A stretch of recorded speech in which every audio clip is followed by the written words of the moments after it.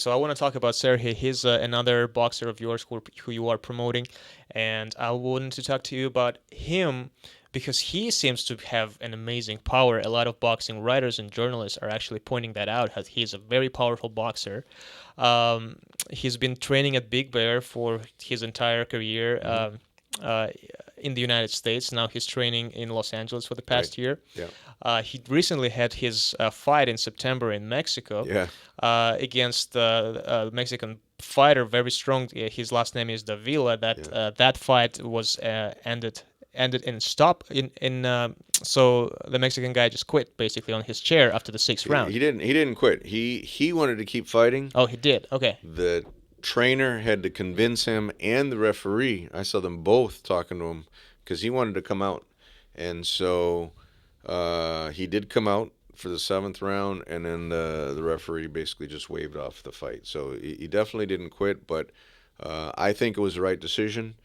Oh yeah, it was definitely because Bohachuk. He was dominating that fight. Everyone could see it. He was dominating the fight. Although you got to give Davila a lot of credit. He was 21-1. He never lost in Mexico. His only loss came to Zuski when he traveled up to Canada. Mm-hmm. Whenever you go to a different country like that, and a lot of people underestimate that. There's a reason why some American fighters only fight in America. Mm-hmm. Never have gone internationally once. Sometimes never even leave their state or their own city, and they get used to their home commission. They get used to all the different comforts that they're used to. And when we went, whether it was Triple G fighting in Ukraine, he fought in Panama, he fought in Monaco 3 times. There's always these externalities that you don't have any knowledge about. And You don't there's know always some unexpected what's things happening can with the happen. local Yeah. commissions, with the officials. Each testing procedure is different down there. The medicals, the food is different. You could travel Climate. easily. When we were in Panama, easily could have been food poisoning down there, or on the airplane he ate something that might not agree with him. And I remember the one time that one of the fights in Panama where there was an issue with his visa to leave the country, to get in, and You're talking about Triple G right now. Triple G, Yeah. and his managers were working on it, and I remember he was with Abel at the time, and they were actually sitting in the airport in LA. They missed their scheduled flight, then they had to take a That's the red-eye worst. flight, Yeah. Oh, red eyes. and then man. they had to change planes, and then they had to fly to Panama. And then he arrived basically just in time for the weigh-in. They drove him over the weigh-in. He wasn't eating anything the whole time. He got no sleep. He had no food. Just barely made it to the weigh-in, and then he didn't look very good at all. Or let me rephrase that. Not that he didn't look good. He didn't look his usual self, which is always dominant and very impressive. Against Kasim Uma. And so you could say he had an off performance, but there was a good reason why he had an off performance. But that's just an example of, back then, You guys were trying to fight like as often as possible, and you're trying to fight anyone. At that point, he was still kind of going through the legal situation, getting out of his contract with his German promoter. Right.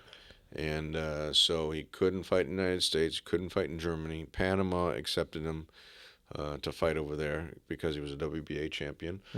And the WBA helped set up those fights over there. And but again, when the example I was leading to was Kell Brook. When Triple G went to London, sold out the O2 Arena versus Kell Brook.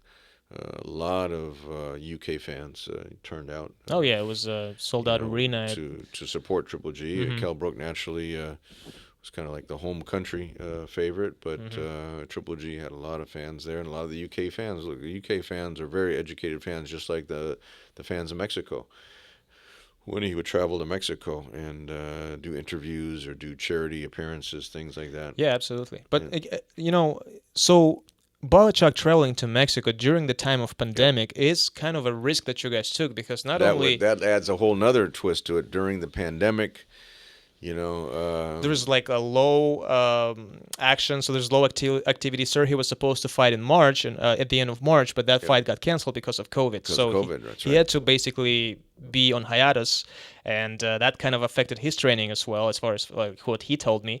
And then so he had to retrain again. He had to start the camp again. He returned back from the Big Bear, so there was like a Right. switch of coaches Switch as of well. trainers. Yep. Right. There was some issues with the management and Abel Sanchez, so he didn't want to get in the middle of those legal back and forth. Which, So again, Serhii, during his interview, always pays respect to Abel Sanchez. He says, I absolutely respect him, and I thankful to him for all what he's done to him in terms of, his career and his it was style. interesting because Abel gave him a tremendous. Serhii was a very good amateur, but he wasn't like one of those top level amateurs like a Lomachenko, like a Triple G, like Still was a champion of Vladimir Ukraine Klitschko. during his Yeah, amateur, so he was, still has some titles there. He was so. a Ukrainian champion. He just wasn't at that top level. But yeah, I think Abel gave him a very very solid professional foundation for the professional style. I mean, you could really say taught him the Mexican style, just like he taught Triple G. Serhii's different, even though he's 18-0 with 18 knockouts. He's got a different type of power. Triple G could really take you out, like he took out Rubio in the second round with one punch. He came over. Rubio was in full guard, and he came over the top Right. and knocked him out that way. Serhii doesn't necessarily have that one punch knockout power. He just has such a high work rate, and just keeps that pace up, that intensity up, and very heavy-handed body shots, great body shots. And what I was getting at is, so Abel gave him a great foundation, and then Manny Robles has really made a great transition, or Serhii's made a great transition with Manny. Manny was very popular in Mexico, being down there with Andy Ruiz, Absolutely, first that heavyweight fight, champion, which from we've been to Mexico. together as well. Mexican Ruiz heavyweight Joshua champion. first fight. Oh Yeah, my God, and, what an experience! Manny was telling me, it was we were in Madison Square Garden for that fight, and they had been down there on kind of like on Ruiz's victory tour. Yeah. He I met bet with it was the crazy. president of Mexico, and so Manny, in his own right, is a celebrity there. You know what I like Mexico. about Switch when Bohachuk started training with Manny Robles? There was an interview with Manny Robles, and Manny said, I actually called Abel Sanchez myself, and I said, I need your That's blessing. true. Yeah, that's absolutely true. With your blessing, I will start training with Bohachuk, but only if you approve this. And When trainers are at that level and have that much respect, normally a trainer would like jump. Oh, I got an opportunity to train this, undefeated guy from Ukraine who has a lot of knockouts, but promoted by Tom Loeffler. Yeah, I mean, we it adds built up a lot We of built weight. his career from kind of unknown in the professionals to now he's in the top 10 of a number of the ratings organizations. Absolutely, and WBC and WBO, I think. But I've known Manny for a number of years, and I have a lot of respect for him. And if someone was going to take over the guidance of Serhii's training, I have complete confidence in Manny. And But just that camaraderie between the coaches, between the trainers, I really like that there was no, so how to say, there was no like residual bad blood or something like that. Everything is kind of good, and everyone respected the decision. well, the issue wasn't between Serhii Exactly. and Abel, and I'm sure Abel would have done the same thing if an established fighter had come to him. He would, out of respect, call the previous trainer, and so basically, Abel gave Manny.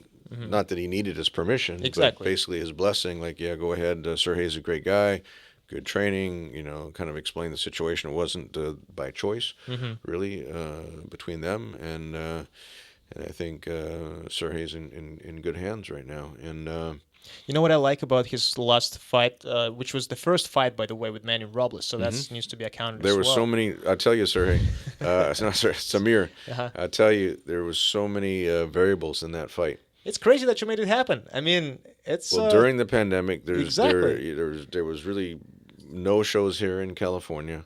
Certainly not the Hollywood fight nights where we were building up Bohachuk, where which we had was a packed Bohachuk's house at the home Avalon. arena, basically, yeah. Yeah, at one of the famous Hollywood nightclubs here, and we were really keeping Serhii busy. One year he fought 5 fights here in the U.S., 1 fight in Russia. Then the next year he fought 5 fights here. Yep. And he was really at the level he was at, one of the most active fighters, Mm-hmm. in that middleweight, super welterweight division. Mm-hmm. And so to go with a new trainer during COVID conditions, having to fly to Mexico, On top of that, fighting a tough pouring guy rain, with Davila. pouring rain Yeah. during the fight. Well, Everything was kind of it's against funny. the I got whole to tell thing. you, I was in the bubble with Cecilia Breckhus, Uh-huh. and that was a rough bubble in Tulsa. Yeah. Mexico, I got to say, it was in Merida, Mexico. Mm-hmm. Got to give them a lot of credit Yucatan. down there. Yeah. Yucatan, yeah, Max Boxing down there, Mm-hmm. Boxing Promotions, and Mario Abraham. He turned out to be a good friend who was down there, and the Mayan culture, everything, naturally Manny Robles was used to the whole Mexican culture, being, Mexican descent. And Serhii was telling me as well that because he's talking some Spanish now at the gym, because of his coach's background Yeah. and the guys who he spars with and training with, he was like, it was so cool to talk to people in Yucatan and just simply say, hola, gracias, or, Yeah. a couple He words. was- Like he he was was enjoying, definitely he was enjoying expanding. doing that. He was expanding his vocabulary, and he really took to it. He really took to the Mexican people there. We did a lot of interviews, a lot of publicity Mhm. leading up to the fight, not only here in the United States before we left, but also down there in Mexico, and fighting a known fighter with Davila from Mexico City. So a lot of his fights were televised. And so you have this undefeated Ukrainian guy that a lot of Mexican fans hadn't seen, defending his. Naturally, you got to give credit to the WBC. They did a lot of publicity also for the fight down there. Oh yeah.